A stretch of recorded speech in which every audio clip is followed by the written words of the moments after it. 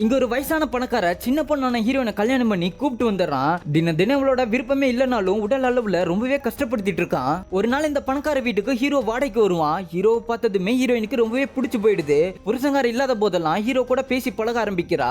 ஒரு கட்டத்துக்கு மேல ரெண்டு பேரும் லவ் பண்ணவும் ஆரம்பிச்சிடுறாங்க. ஹீரோக்காக ஹீரோயின் ஒரு பாட்டு பாடிட்டு இருப்பா.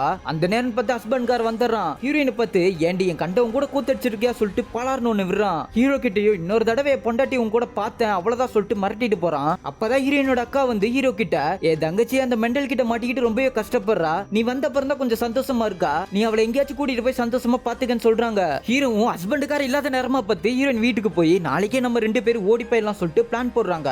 அந்த நேரம் பார்த்து ஹீரோயினோட ஹஸ்பண்டுக்கார வந்துடுறான். இத பார்த்த ஹீரோவும் எஸ்கேப் ஆகலான்னு பார்க்கும்போது ஹஸ்பண்டுக்கார அதை பாத்துறான். ஹீரோவை அங்கேயே போட்டு தள்ளிடுறான். அடுத்ததான் ஹீரோயினையும் கழுத்து நெரிச்சு கொலை பண்ணிடுறான். ஆக்சுவலா என்ன நடந்திருக்குன்னா ஹீரோயினோட அக்கா தான் தங்கச்சிக்காரையை கொண்டுட்டா பணக்காரனை கல்யாணம் பண்ணி அவன் சொத்தையெல்லாம் ஆட்டை போட்டு சந்தோஷமா வாழலான்னு பிளான் போட்டிருப்பா. வேலைக்காரன் கையில கொஞ்சம் பணத்தை கொடுத்து ரெண்டு பேரும் ரூம்ல ஒன்னா இருக்கும்போது அந்த பணக்காரன்ட்ட போட்டு விட்டுருன்னு இவதான் வேலைக்காரன்ட்ட சொல்லியிருப்பா.